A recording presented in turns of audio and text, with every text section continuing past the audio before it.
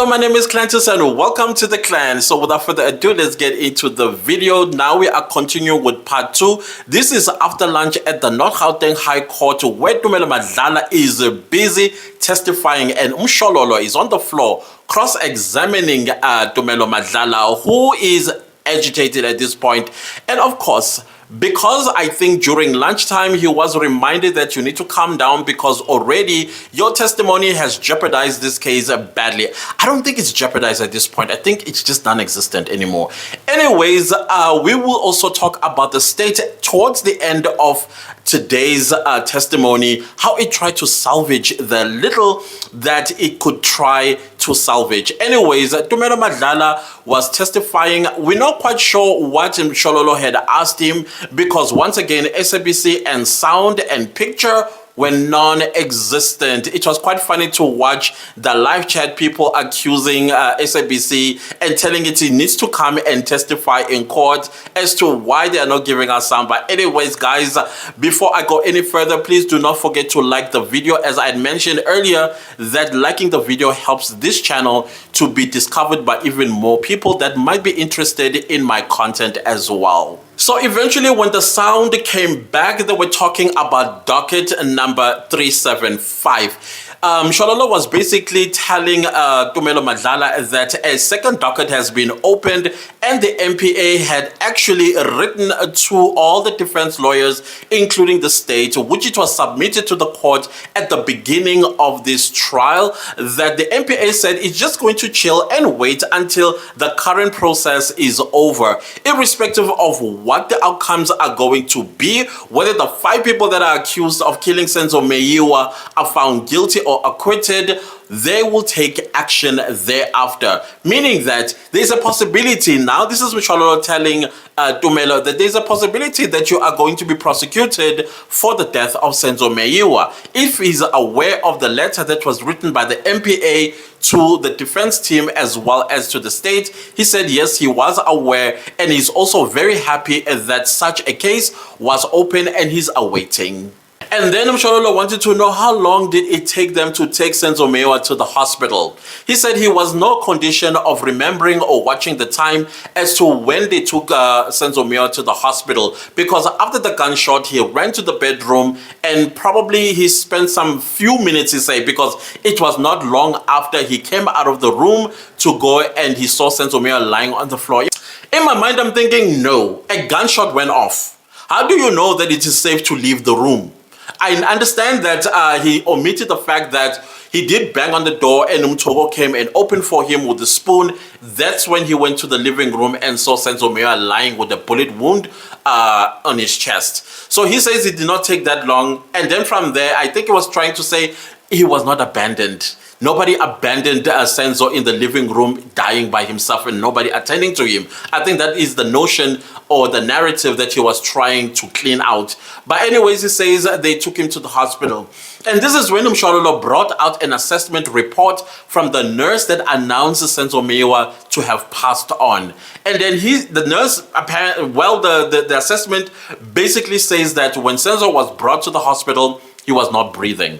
His eyes were not dilating, as well as the light. When they put the light on your eyes, they're supposed to kind of like react. They were not reacting. So meaning that by the time Senzo Meyiwa was brought to the hospital, he was already dead. But we already knew that Senzo Meyiwa was already dead because when they were loading him into the car, they said that he was heavy. So usually when a person is not dead, they are not as heavy because they're still pretty much flexing, and they will also kind of like assist you to ensure that you do not feel the pressure of lifting them. Sometimes they will even try as much as possible to assist you who is carrying them. But when you are dead, your body is limp. There's nothing that you can do about it, and everybody will just be experiencing nothing but heaviness. So by the time Senzo Meyiwa was taken to the hospital, he was dead. I find it very interesting what Tumelo said, that he did not keep the time as to how long Senzo Meyiwa was taken to the hospital. All he cared about was for Senzo to go to the hospital. And in my mind, I was thinking, just like you calling the police and the ambulance, because those are the first thing that you would do. He said he did not think about that. The first people that he thought about was Senzo Meyiwa's brother and his lover. And in my mind, I'm thinking, how are they going to help Senzo? Because the people that can help Senzo is calling the ambulance, and after calling the ambulance, call the police, or call the police and tell the police, please also call the ambulance because I don't have the number for the ambulance.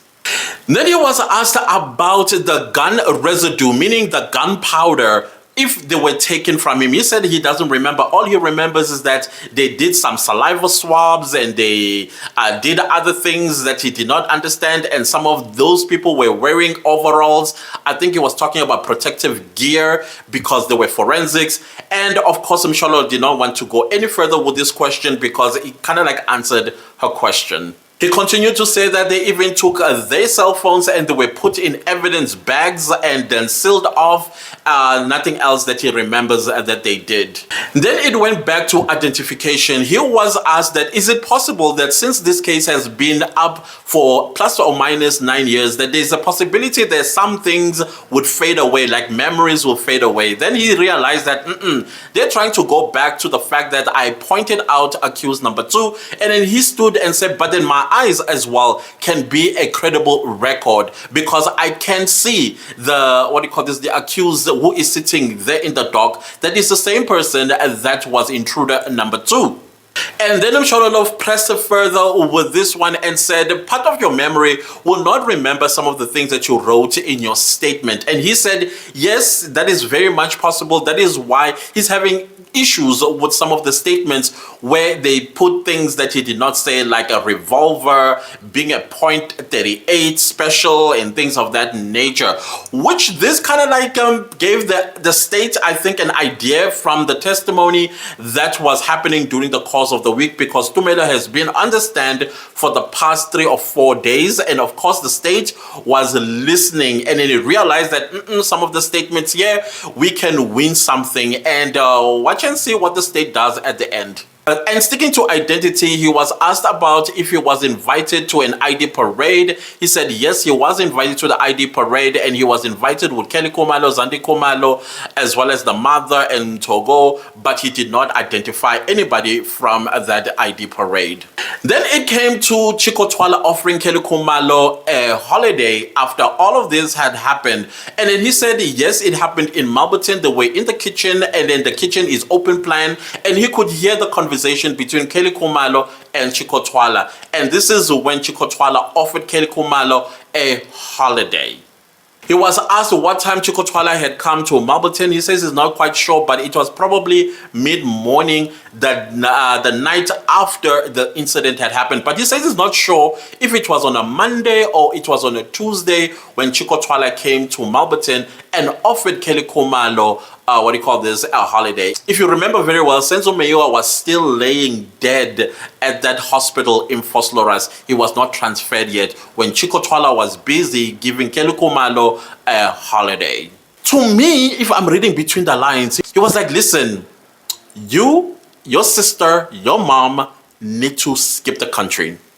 It should be disguised as a holiday and then you never come back. That's it. That's how it sounded like to me. Mexico type of thing. Then it came to Senzo Meyiwa's cell phone, and this is where Tumelo said, of course the cell phone is going to be taken by Kelly Khumalo. She is, after all, the baby mama. And then he even went further to say that she even refused with Senzo's BMW X6 to the police. When the police wanted the keys, she refused. Apparently, some Musa guy and another person came to the house basically to speak to Kelly Khumalo about returning Senzo Meyiwa's X6 together with his identity document that she had refused to hand over to Togo and also refused to give to Sfiso Stan Meyiwa. The audacity and the gumption and the chutzpah of this woman trying to act like a wife. So apparently after a week of Senzo Meyiwa's death, this is when she handed over all these items. A week, meaning that when Senzo Meyiwa was being laid to rest, his ID was still active. And then Tumelo said, of course, the only person that could have done a SIM swap on Senzo Meyiwa's cell phone or SIM card, it must have been Kelly Khumalo. That's a crime. Then it came to the funeral. He was asked if he went to the funeral. He said yes, he did go to the funeral. Was he invited? He said no. This is his best friend. He doesn't need an invitation. He was asked about the Khumalos, if they were invited to the funeral, particularly Kelly Khumalo. He said he doesn't know. He wouldn't know if she was invited, but he does not remember seeing Kelly Khumalo at the funeral. Then, of course, Mshololo wanted to know more if she was banned. He said, I don't know if she was banned. I don't know why she was not at the funeral. But being the mother of his child, he thought she would be at the funeral. And so this is when Mshololo arrested her cross-examination with Tumelo Madlala. Just as I thought, oh, the day has ended, the state got up. This is Mr. Baloy, the Advocate Baloy. And then Advocate Baloy, I think he was just asking some clarification questions that emanated from cross-examination from the advocate of accused number 4 and accused number 5. And this is when the state became a little bit sneaky. It stood up and said it would like to submit a statement, a true reflection statement of the witness, meaning Tumelo Madlala.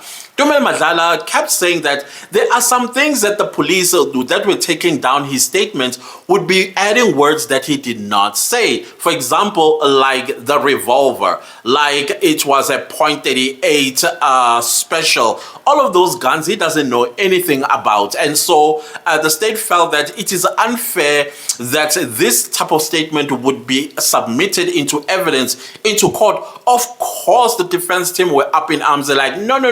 The state cannot now have a whole new evidence in chief where they are submitting new evidence. This is already done and dusted. Can we move on?